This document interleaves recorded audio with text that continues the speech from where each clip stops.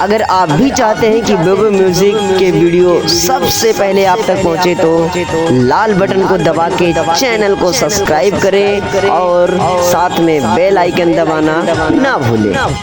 कौली फिर जाना कभी आके गन्ने के खेत में भेटाना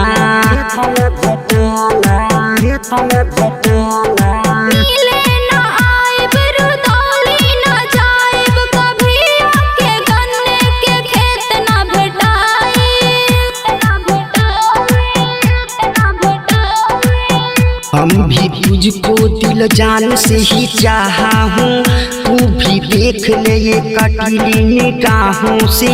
पता तो चल रहल बा तोहरे ऐसन बातों से, तो से कहिला सुना सजन रातों से।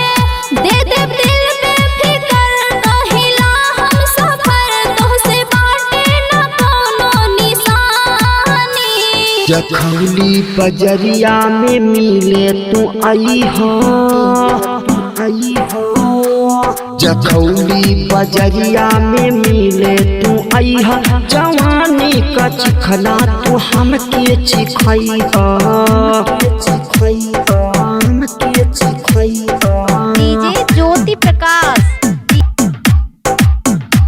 दीवाना बना हूँ ना दिल को जलाना। जवानी का चिखना तू हमको चिखाना,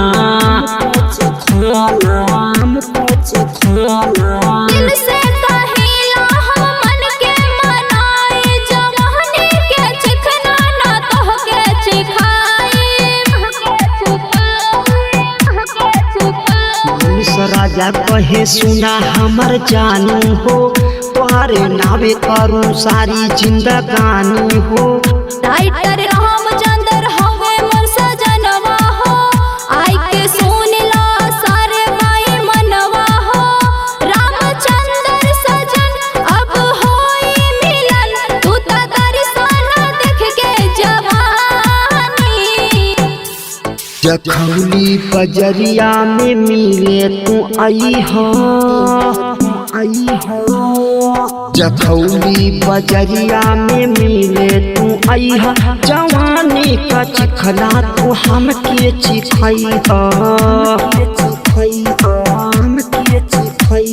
जखौली बजरिया में मिले तू आई हो,